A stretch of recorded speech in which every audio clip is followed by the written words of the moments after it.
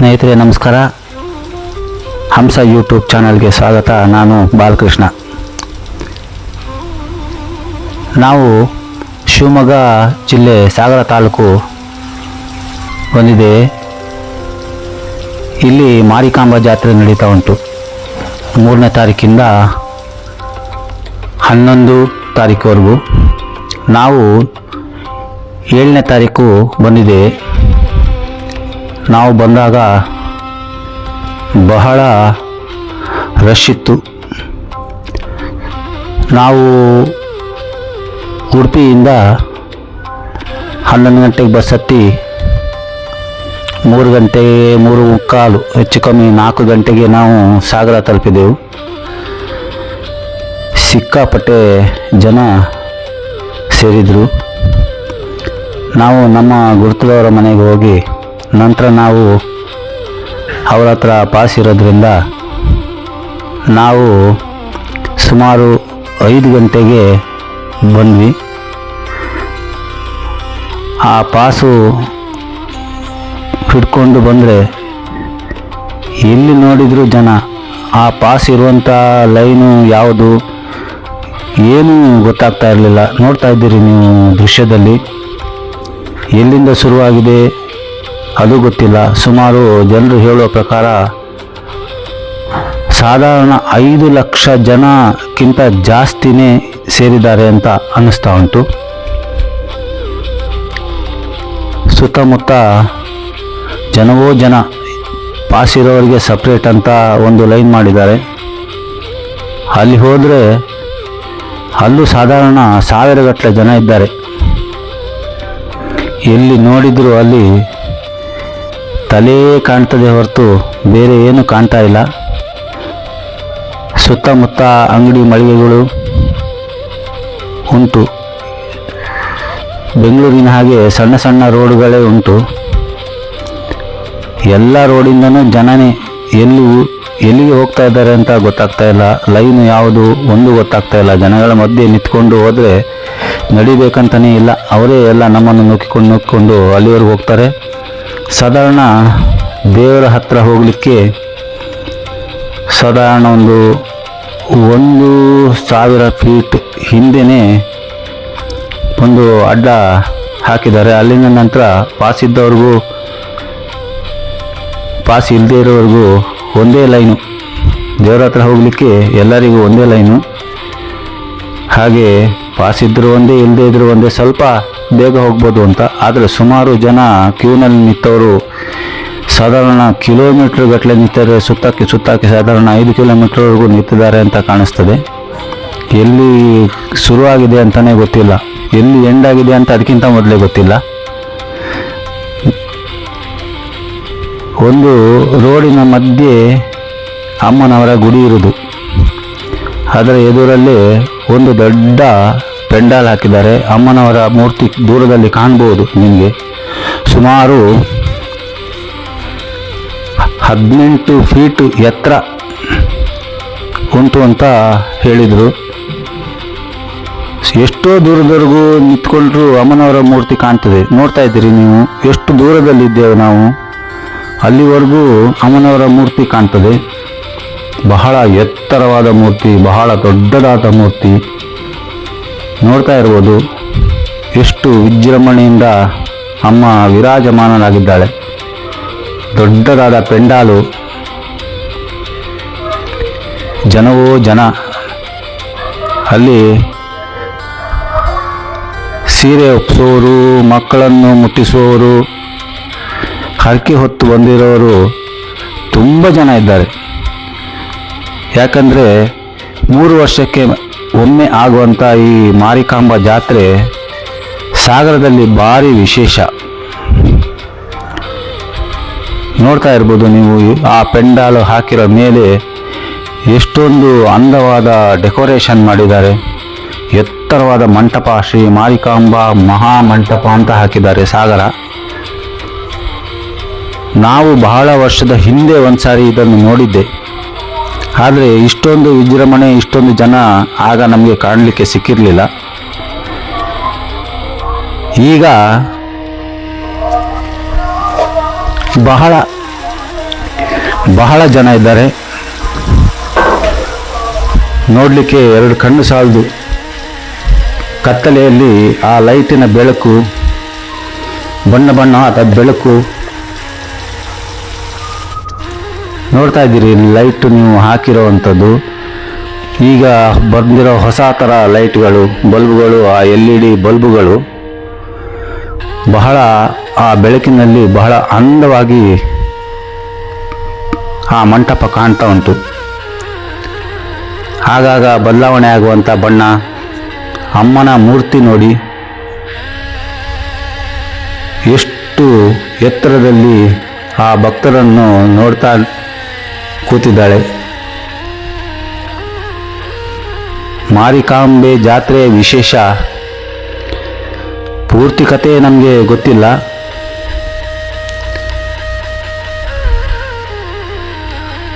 ಅಮ್ಮನ ಮನೆಯಿಂದ ಮದುವೆಯಾಗಿ ಗಂಡನ ಮನೆಗೆ ಬರೋದು, ತದನಂತರ ಅಲ್ಲಿ ಬಹಳಷ್ಟು ಕಥೆಗಳು ಉಂಟು. ಅದೇನಿದ್ರೂ ಆ ಜಾತ್ರೆಗೆ ಬಂದೇ ತಿಳ್ಕೊಳ್ಬೇಕಾಗಿದೆ. ಸುತ್ತಮುತ್ತ ಬಹಳ ಅಂಗಡಿ ಮುಗ್ಗಟ್ಟುಗಳು ಉಂಟು, ಆದರೆ ಜನಸಂದಣಿಯಲ್ಲಿ ಅದೆಲ್ಲ ಕೆಲವೆಲ್ಲ ಬಾಗಿಲು ಹಾಕಿದ್ದಾರೆ. ಇಲ್ಲಿ ಈ ಸಾಗರದಲ್ಲಿ ಗಂಧದ ಕೆತ್ತನೆ ಬಹಳ ವಿಶೇಷ.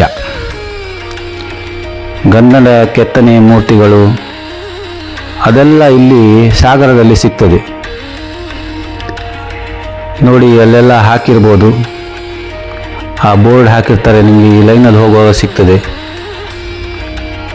ಗಂಧದ ಮೂರ್ತಿಗಳು ಸಿಗ್ತದೆ ಅಂತ.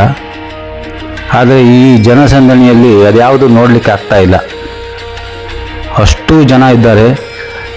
ಸಾಧಾರಣ 3ನೇ ತಾರೀಕಿಗೆ ಶುರುವಾಗಿದೆ,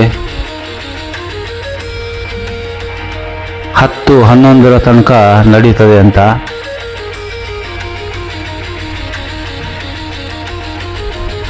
ನಾವು ಬೇರೆ ಎಲ್ಲೂ ನೋಡಲಿಕ್ಕೆ ಏನೂ ಸಾಧ್ಯ ಆಗಲಿಲ್ಲ. ಯಾಕಂದರೆ ಲೈನಲ್ಲಿ ನಿಂತು ಹೋಗುವಾಗಲೇ ಸಾಧಾರಣ 4ರಿಂದ 5 ಗಂಟೆ ಬೇಕಾಯಿತು. ನಾವು ಪಾಸ್ ಇದ್ದವರು ಕೂಡ ಸೀನಿಯರ್ ಸಿಟಿಸನ್ ಅಂತ ಹೇಳಿ ಒಂದು ಕಡೆ ಕರ್ಕೊಂಡು ಹೋಗ್ತಾರೆ, ಆದರೆ ತದನಂತರ ನಾವೇ ಹೋಗಬೇಕಲ್ಲಿ. ಬಹಳ ಜನ ಇದ್ದಾರೆ. ಸೆಕ್ಯೂರಿಟಿಯವರು ಎಷ್ಟಿದ್ರೂ ಸಾಲ್ತಾ ಇಲ್ಲ. ಜನವನ್ನು ನಿಭಾಯಿಸೋದು ಬಹಳ ಕಷ್ಟ. ಎಲ್ಲ ಬರುವಂಥ ದಾರಿಗಳನ್ನು ಬಂದ್ ಮಾಡಿಬಿಟ್ಟಿದ್ದಾರೆ. ಎಲ್ಲ ಕಡೆ ವೆಹಿಕಲ್ಲು ಒಂದೇ ದಾರಿಯಲ್ಲಿ ಹೋಗಲಿಕ್ಕೆ ಬಿಟ್ಟಿದ್ದಾರೆ ಅಂತ ಹೇಳ್ತಾ ಇದ್ರು. ಆದರೂ ಭಾರಿ ಕಷ್ಟ ಅದನ್ನೆಲ್ಲ ದಾಟಿ ಹೋಗಲಿಕ್ಕೆ. ನೋಡಿ ಇಲ್ಲಿ ಅಮ್ಮನವರ ಮುಂದೆ ಎಲ್ಲ ಕಳಶ, ದೀಪ ಮತ್ತು ಒಂದು ಕೋಣನ ತಲೆಯನ್ನು ಇಟ್ಟಿದ್ದಾರೆ ಅಲ್ಲಿ. ಆ ಕಡೆ ಈ ಕಡೆ ಸುಂದರವಾದ ಮೂರ್ತಿಗಳನ್ನು ಕೂಡ ಇಟ್ಟಿದ್ದಾರೆ.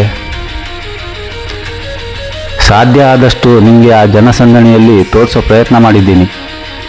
ನೋಡಿ ಇಲ್ಲಿ ಒಂದು ಆ ದೇವರ ಮುಂದೆ ಆ ಕೋಣನ ತಲೆಯನ್ನು ಇಟ್ಟಿದ್ದಾರೆ. ಮುಂದೆ ಎಲ್ಲ ಕುಂಕುಮ, ಅರಿಶಿನ, ಇಲ್ಲೆಲ್ಲ ಲೈನಲ್ಲಿ ನಿಂತ್ಕೊಂಡು ಹೋಗುವವರಿಗೆ ಪ್ರಸಾದ, ಅಕ್ಕಿ ಇಂಥವೆಲ್ಲ ಕೊಡ್ತಾ ಇದ್ದಾರೆ.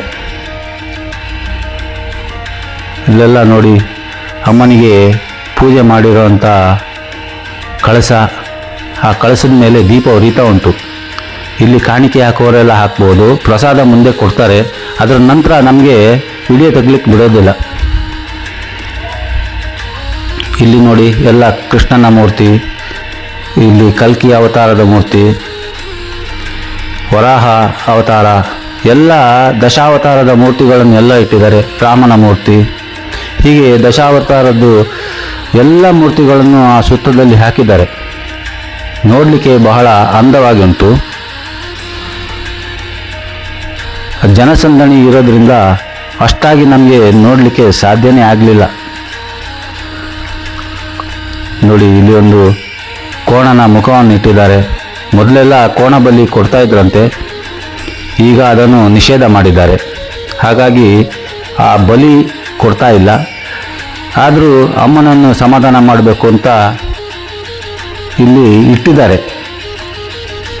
ನೋಡಿ ಅಲ್ಲಿಂದ ತನಕ ನಮಗೆ ಮಾತ್ರ ಬಿಡಲಿಕ್ಕೆ, ಅಲ್ಲಿನ ನಂತರ ನಮಗೆ ಇಲ್ಲಿ ಒಳಗೆ ಬರಲಿಕ್ಕೆ ಬಿಡೋದಿಲ್ಲ. ಖಾಲಿ, ಎಲ್ಲರೂ ಒಂದೇ ಲೈನು. ಇಲ್ಲಿ ಪ್ರಸಾದ ತಗೊಳ್ಬೇಕು.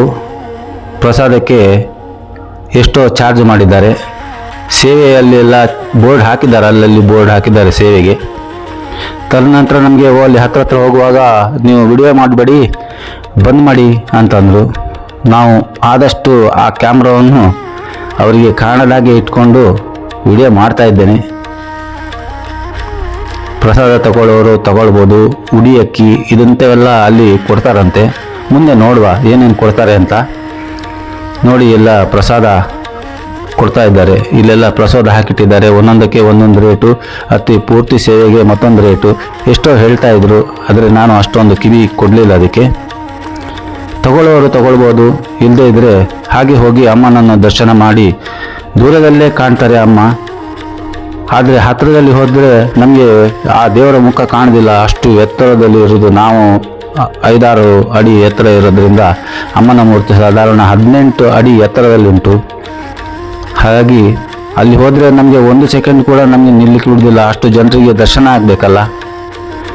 ಬೆಳೆಯೋರು ಪಾಪ ಎಷ್ಟೆಷ್ಟೋ ದೂರದಿಂದ, ಊರುಗಳಿಂದ, ಯಾವುದಾದ್ರು ಜಿಲ್ಲೆಯಿಂದ ಬಂದಿದ್ದಾರೆ, ಬೇರೆ ರಾಜ್ಯದಿಂದನೂ ಬಂದಿದ್ದಾರೆ. ಬೆಂಗಳೂರು, ಆ ಕಡೆ ಆಂಧ್ರ, ತಮಿಳುನಾಡು, ಕೇರಳ ಕಡೆಯಿಂದ, ಎಲ್ಲ ಕಡೆಯಿಂದ ಬಂದಿದ್ದಾರೆ. ಬಹಳ ಜನ ಅಂದರೆ ಬಹಳ ಜನ. ಅದನ್ನು ನೋಡಲಿಕ್ಕೆ, ಆ ಜನ ನೋಡಿಯೇ ಕೆಲವರು ದೂರದಿಂದನೇ ನಮಸ್ಕಾರ ಮಾಡಿ ಹೋದವರು ಇದ್ದಾರೆ. ಯಾಕಂದರೆ ಮಕ್ಕಳು ಮರಿಯನ್ನು ಇಟ್ಕೊಂಡು ಆ ಜನಸಂದಣಿಯಲ್ಲಿ ಬರೋದು ಭಾರಿ ಕಷ್ಟ. ಇಲ್ಲಿ ತುಲಾಭಾರ ಸೇವೆಯನ್ನು ಇಟ್ಟಿದ್ದಾರೆ. ತುಲಾಭಾರ ಸೇವೆ ಮಾಡಿಸೋರು ಅಲ್ಲಿ ಮಾಡಿಸ್ಬೋದು. ಆದರೆ ಈ ಸಮಯದಲ್ಲಿ ಅದನ್ನು ಮಾಡುವಾಗೆ ಕಾಣ್ತಾ ಇಲ್ಲ ಯಾರು. ಅಪರೂಪಕ್ಕೆ ಯಾರಾದರೂ ಒಬ್ಬರು ಹರಕೆ ಹೊತ್ತವರು ಮಾಡಿಸ್ತಾರ ಏನೋ. ಆದರೆ ನಾವು ಅಷ್ಟೊತ್ತು ನಿಂತಾಗ ನಮಗೆ ಅದು ಕಾಣಲಿಕ್ಕೆ ಸಿಗಲಿಲ್ಲ. ಬಹಳವಾದ ಬಿಸಿಲಿತ್ತು. ಸ್ವಲ್ಪ ಸಾಯಂಕಾಲ ಆಗಿರೋದ್ರಿಂದ ಸ್ವಲ್ಪ ತಣ್ಣಗೆ ವಾತಾವರಣ ಉಂಟು. ಆದರೆ ಈ ಜನಸಂದಣಿಯಲ್ಲಿ ಆ ಜನರ ಮಧ್ಯೆ ಇರುವಂಥ ಬಿಸಿ ತುಂಬ ಇತ್ತು. ಆದರೂ ಜನ ಬೇಗ ಹೋಗ್ತಿದ್ರು. ಇಲ್ಲಿ ಉಡಿ ಅಕ್ಕಿ ಕೊಡ್ತಾರೆ, ಪ್ರಸಾದ ರೂಪದಲ್ಲಿ ಸ್ವಲ್ಪ ಅಕ್ಕಿ ಕೊಡ್ತಾರೆ, ಬಳೆ ಕೊಡ್ತಾರೆ. ಆಮೇಲೆ ನೋಡಿ, ಇಲ್ಲೆಲ್ಲ ನೀವು ನೋಡ್ತಾ ಇರ್ಬೋದು, ಬಳೆ ಕೊಟ್ಟರು. ಹಾಗೆ ಮಕ್ಕಳಿಗೆಲ್ಲ ಹೋಗ್ತಾ ಬಾಳೆಹಣ್ಣು ಕೊಡ್ತಾರೆ. ವಾಲಂಟಿಯರ್ಸ್ ಇದ್ದಾರೆ ಪಾಪ, ಅವರಾದರೂ ಎಷ್ಟು ಜನರನ್ನು ನಿಭಾಯಿಸ್ಬೋದು ನೋಡಿ. ಉಡಿ ಅಕ್ಕಿ ಅಂತ ಸೆರಗಿಡಿದ್ರೆ ಅಮ್ಮನ ಪ್ರಸಾದ ಅಂತ ಹೇಳಿ ಕೊಡ್ತಾರೆ. ಬ್ಲೌಸ್ ಪೀಸು, ಕಣ ಅಂತ ಹೇಳಿ ಅದು ಕೊಡ್ತಾರೆ. ಹಾಗೆ ಅಲ್ಲಿ ನಂತರ ನಮಗೆ ಅಲ್ಲಿವರೆಗೂ ಹೋಗ್ಬೋದು. ಅದರ ನಂತರ ನೋಡಿ, ಅಮ್ಮನವರು ಕಾಣ್ತಾ ಇದ್ದಾರೆ ದೂರದಲ್ಲಿ. ಎಷ್ಟು ಕಾಣ್ತಾ ಉಂಟ ಗೊತ್ತಿಲ್ಲ. ವೀಕ್ಷಕರು ಎಷ್ಟು ಕಾಣ್ತಾ ಉಂಟು ಅಂತ ನೀವು ನಮಗೆ ಮೆನ್ಷನ್ ಮಾಡಿ.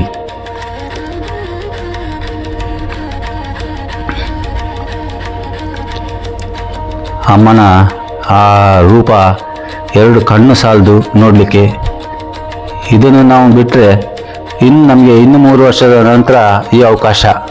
ಹಾಗೆ ನಾವು ನೋಡಿದೆ, ಹಾಗೆ ನಮ್ಮ ವೀಕ್ಷಕರು ನೋಡಲಿ ಅನ್ನೋ ಒಂದು ಸಣ್ಣ ಪ್ರಯತ್ನ.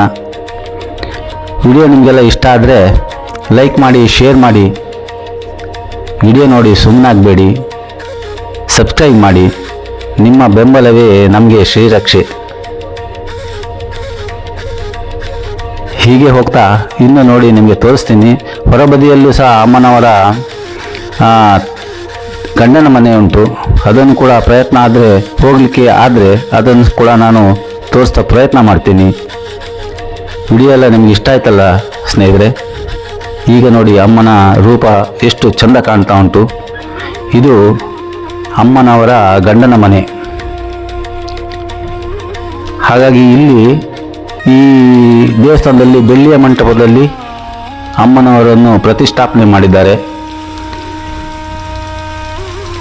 ಅಮ್ಮನನ್ನು ದರ್ಶನ ಮಾಡಿ ಬಂದು ಇಲ್ಲಿ ಹಣ್ಣು ಕಾಯಿ ಕಾಣಿಕೆ ಸೇವೆ ಇಲ್ಲೆಲ್ಲ ಮಾಡಿಸ್ಬೋದು. ನೋಡಿ, ಇಲ್ಲಿ ನಿಮಗೆ ಆ ಸುಂದರವಾದ ಬೆಳ್ಳಿ ಮಂಟಪದಲ್ಲಿ ಆ ಅಮ್ಮನವರು ವಿರಾಜಮಾನವಾಗಿ ಕೂತಿರೋದು ಸಾರ್ಥಕವಾಯಿತು ಜೀವನ ಅನ್ನೋ ಥರ ಉಂಟು. ನೋಡಬಹುದು. ಇಲ್ಲಿ ಎಲ್ಲ ನಾವೇ ತಗೊಳ್ಳಿಕ್ಕೆ ಕಾಣಿಕೆ ಹಾಕಿ, ಹೂ ಬೇಕಾದರೆ ಹೂ, ಅರಿಶಿನ ಬೇಕಾದರೆ ಅರಿಶಿನ, ಕುಂಕುಮ, ಪ್ರಸಾದ ಎಲ್ಲ ನಾವೇ ಹಾಕ್ಕೊಂಡು ತಗೊಂಡು ಹೋಗ್ಬೋದು. ಅಲ್ಲಿ ಬದಿಯಲ್ಲಿ ಕೂತ್ಕೊಂಡು ಇರೋರು ತೀರ್ಥ ಕೊಡ್ತಾರೆ. ನೋಡಿ ಇಲ್ಲಿ ತೀರ್ಥ ಪ್ರಸಾದ. ಹಾಗೆ ಒಂದು ಚಿಕ್ಕ ಒಂದು ಸುತ್ತುಂಟು. ಬೆಳ್ಳಿಯ ಮಂಟಪದೊಳಗೆ ಅಮ್ಮ ವಿರಾಜಮಾನವಾಗಿರೋದು. ಇಲ್ಲಿ ಸೀರೆ, ಹಣ್ಣುಕಾಯಿ ಮಾಡಿಸೋರು, ಸೀರೆ ಒಪ್ಪಿಸೋರು, ಈ ಸೇವೆಯನ್ನೆಲ್ಲ ಮಾಡಿಸ್ಬೋದು. 3 ವರ್ಷಕ್ಕೆ ಒಮ್ಮೆ ಅಮ್ಮನ ಜಾತ್ರೆ ನಡೀತದೆ.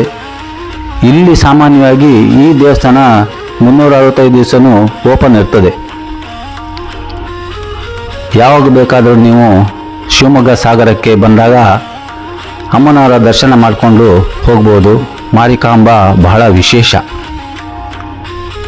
ನೋಡಿ ಆ ಬೆಳ್ಳಿಯ ಮಂಟಪದೊಳಗೆ, ಆ ಬೆಳ್ಳಿಯ ಮಂಟಪ ಎಷ್ಟು ಚಂದ ಮಾಡಿದ್ದಾರೆ. ಇಷ್ಟು ದೊಡ್ಡ ಬೆಳ್ಳಿಯ ಮಂಟಪದೊಳಗೆ ಅಮ್ಮ ವಿರಾಜಮಾನವಾಗಿ ಕೂತ್ಕೊಂಡಿರೋದು.